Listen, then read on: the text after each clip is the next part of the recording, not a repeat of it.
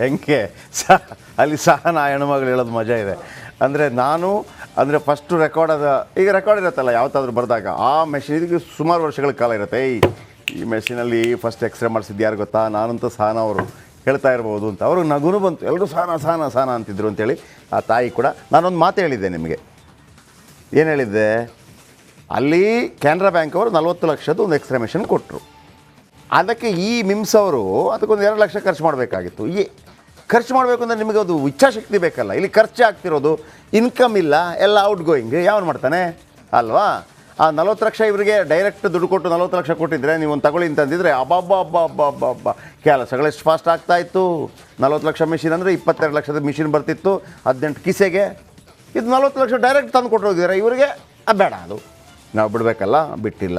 ಒಂದು ಮಾತು ಹೇಳಿದ್ದೆ, ಒಬ್ಬ ಪೇಷಂಟ್ ಅದರಲ್ಲಿ ಟ್ರೀಟ್ಮೆಂಟ್ ತಗೊಳ್ಳೋ ತನಕ, ಎಕ್ಸ್ರೇ ತಗೊಳ್ಳೋ ತನಕ ಬಿಡೋದಿಲ್ಲ ಅಂತೇಳಿ. ಇವತ್ತು ಸಹನ ಮತ್ತು ಮತ್ತೊಬ್ಬರು ತಾಯಿ ತಗೊಂಡಿದ್ದು.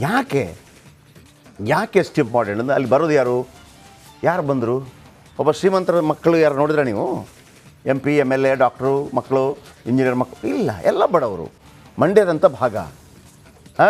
ಆಮೇಲೆ ಮಂಡ್ಯಕ್ಕೆ, ಕರ್ನಾಟಕದಲ್ಲಿದ್ದು ಮಂಡ್ಯಕ್ಕೆ ಒಂದು ಕೊಡುಗೆ ನಮ್ಮ ಕಡೆಯಿಂದ ಕೊಟ್ಟಿಲ್ಲ ಅಂತಂದರೆ ಅದಕ್ಕೊಂದು ಮರ್ಯಾದೆ ಇದೆಯಾ ಅಲ್ವಾ? ಮಂಡ್ಯ ಅಂದರೆ ಇಂಡಿಯಾ ನಮಗೆ. ನೀವು ಬೆಂಗಳೂರಲ್ಲಿ ಯಾವುದೇ ಒಂದು ಹೋಟ್ಲಲ್ಲಿ ಕೂತ್ಕೊಳ್ಳಿ, ನೀವು ಹಿಂಗೆ ನೋಡಿದಾಗ ಇಬ್ಬರು ಇರ್ತಾರೆ ಮಂಡ್ಯದವರು. ಆಮೇಲೆ ಜಸ್ಟ್ ಇನ್ನೊಬ್ಬ ಇರ್ತಾನೆ, ಎಲ್ಲ ಅಂದ ತಕ್ಷಣ ಇದು ಮಂಡ್ಯ, ಫ್ರಮ್ ಮಂಡ್ಯ.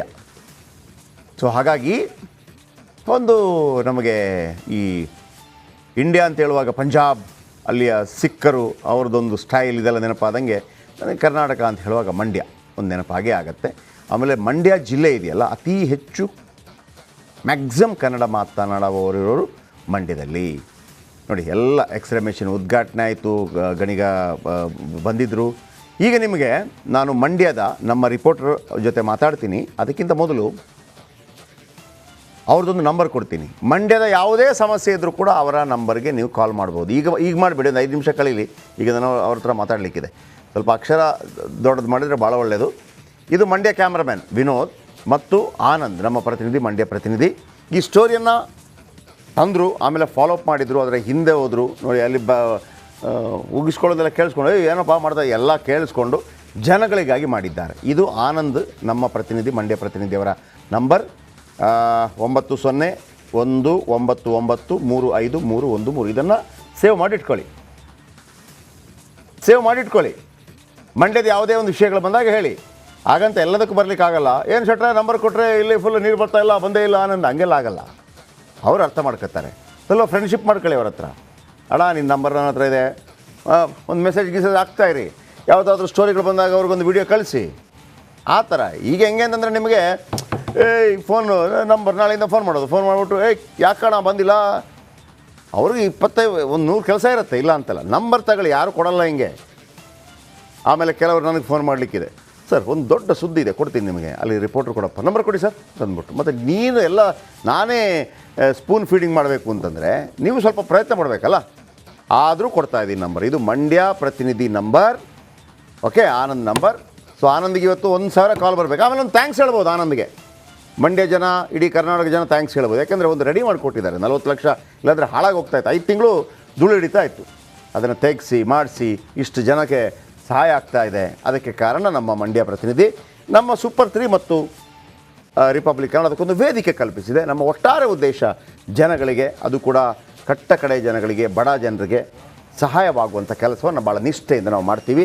ಓಕೆ, ಮಂಡ್ಯ ಪ್ರತಿನಿಧಿ ನಮ್ಮೊಂದಿಗೆ ನೇರ ಸಂಪರ್ಕದಲ್ಲಿದ್ದಾರೆ. ಆನಂದ್, ಸಾಧಾರಣವಾಗಿ ಮಂಡ್ಯ ಅಂತ ಹೇಳಿದ್ರೆ ಪಾಲಿಟಿಕ್ಸು, JDS, BJP, ಕಾಂಗ್ರೆಸ್ಸು, ಇದುವೇ ಮ್ಯಾಕ್ಸಿಮಮ್ ಅಲ್ವಾ? ಈ ನಡುವೆ ಅವರು ಏನು ಹೇಳಿದ್ರು ನಾವು ಕೇಳೋದು ಅಷ್ಟೇ. ಅವರೇನು ಹೇಳಿದ್ರು, ಇವರೇನು ಹೇಳಿದ್ರು, ಅವ್ರು ಯಾರು ಗೆಲ್ತಾರೆ, ಇವ್ರು ಯಾರು ಗೆಲ್ತಾರೆ. ಇದೆಲ್ಲದ ನಡುವೆ ಆನಂದ್, ನಾಳೆ ಅಲ್ಲಿದ್ದವರೆಲ್ಲ ಒಂದು ಒಳ್ಳೆ ಕೆಲಸ ಮಾಡೋದಪ್ಪ, ನಿನಗೆ ದೇವರು ಒಳ್ಳೇದು ಮಾಡಲಿ ಅಂತ ಆಶೀರ್ವಾದ ಮಾಡೋದಿದೆಯಲ್ಲ, ಇದು ಭಾಳ ಕಡಿಮೆ ನಮಗೆ ಜರ್ನಲಿಸಮಲ್ಲಿ ಸಿಗುವಂಥದ್ದು. ನೀವು ವೈಯಕ್ತಿಕವಾಗಿ ಇದನ್ನು ಎಷ್ಟು ಎಂಜಾಯ್ ಮಾಡ್ತೀರಿ ಅಂತ?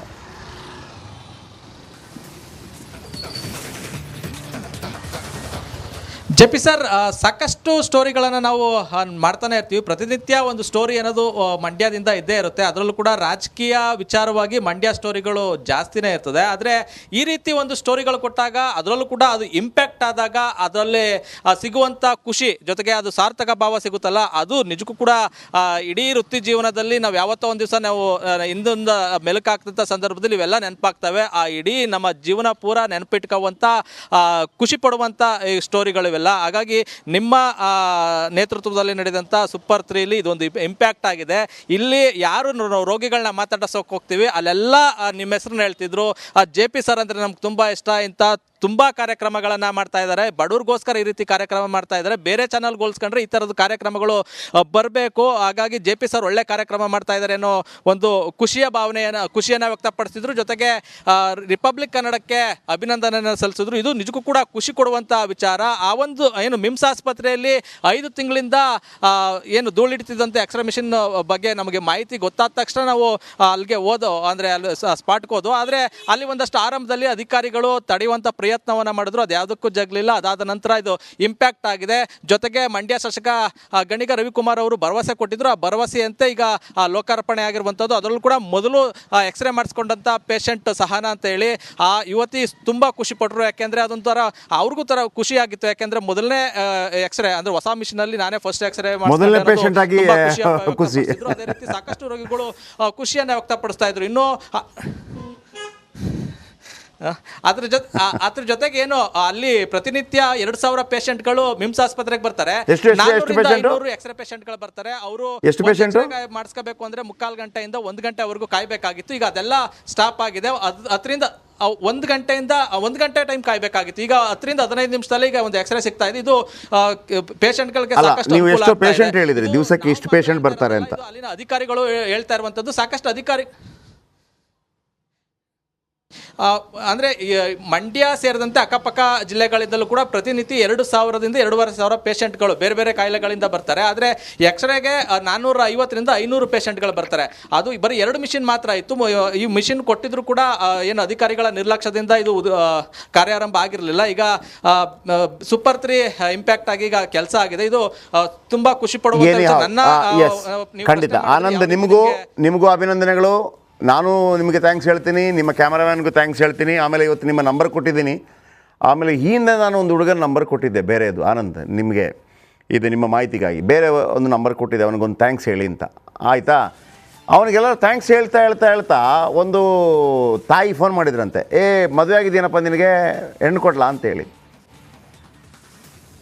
ಹಂಗೆಲ್ಲ ಬಂದರೆ ನಿಮ್ಗೆ ಮದುವೆ ಆಗಿದೆಯಲ್ಲ already. Thank you Anand. Enjoy ಮಾಡಿ ಇವತ್ತು ನಿಮ್ಮ ನಂಬರ್ ಕಂಪ್ಲೀಟ್ ಎಂಜಾಯ್ ಮಾಡಿ ಸರ್. ಈಗಾಗಲೇ ಕಾಲ್ ಬರಕ್ಕೆ ಶುರು. ಓಕೆ, ಎಂಜಾಯ್ ಮಾಡಿ ಕಾಲ್ ಶುರುವಾಗಿದೆ sir. Yeah thank you. Yes ವೀಕ್ಷಕರೇ, ಮತ್ತೊಮ್ಮೆ ಆನಂದ್ ಮತ್ತು ನಮ್ಮ ಪ್ರತಿನಿಧಿ ಆನಂದ್ ಮತ್ತು ನಮ್ಮ ಕ್ಯಾಮ್ರಾಮನ್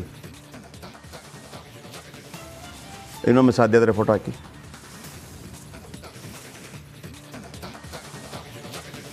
ನೋಡಿ, ಆನಂದ್ ಪ್ರತಿನಿಧಿ ಮತ್ತು ನಮ್ಮ ವಿನೋದ್ ಇವರಿಬ್ಬರಿಗೂ ಥ್ಯಾಂಕ್ಸ್ ಹೇಳ್ಬೋದು. ಆನಂದ್ ಅವರ ನಂಬರ್ ಕೊಟ್ಟಿದ್ದೀನಿ. ಜೊತೆಗೆ ಮಂಡ್ಯ ಸುತ್ತಮುತ್ತ ಯಾವುದೇ ಸ್ಟೋರಿಗಳಿದ್ರೂ ಕೂಡ ಮಂಡ್ಯ ಜಿಲ್ಲೆಯದ್ದು ಆನಂದ್ ಅವರ ಗಮನಕ್ಕೆ ತನ್ನಿ. ಅಂದರೆ ಎಲ್ಲವೂ ಅಲ್ಲ, ಕೆಲವಲ್ಲಿ ನೀವು 100 ಕಾಲ್ ಮಾಡಿರ್ತೀರಿ, ಅದರಲ್ಲಿ ಯಾವುದಾದ್ರೂ 3 ಸ್ಟೋರಿ ಇರುತ್ತೆ ಅಷ್ಟೇ, 97 ವೇಸ್ಟ್ ಆಗುತ್ತೆ ಸಮ್ಟೈಮ್ಸ್. ಎನಿ ಹೌ, ಅವ್ರು ಹೇಳಿದರು ನೋಡಿ, ಅಕ್ಕಪಕ್ಕದಿಂದ ಪ್ರತಿ ದಿವಸ ಆಸ್ಪತ್ರೆಗೆ 2,000 ಜನ ಬರ್ತಾರೆ. 2,000 ಜನರ ಪೈಕಿ 400ರಿಂದ 500 ಜನ ಏನು ಎಕ್ಸ್ರೇ ಕೆಲಸ ಮಾಡ್ಕೋಬೇಕಾಗತ್ತೆ. ಇವತ್ತು ನಮ್ಮ ಒಂದು ಸಣ್ಣ ಹೆಲ್ಪ್, ಆ ಹೆಲ್ಪ್ ನಿಮಗೆ ಇಷ್ಟ ಆಗಿದರೆ ನಮ್ಮ ಆನಂದ್ ಅವರಿಗೆ ಒಂದು ಥ್ಯಾಂಕ್ಸ್ ಹೇಳಿ. Thank you very much. ಈಗ ಒಂದು ಬ್ರೇಕ್ ಆದ ನಂತರ ಮುಂದಿನ ಸುದ್ದಿಯತ್ತ ಗಮನ ಹರಿಸೋಣ.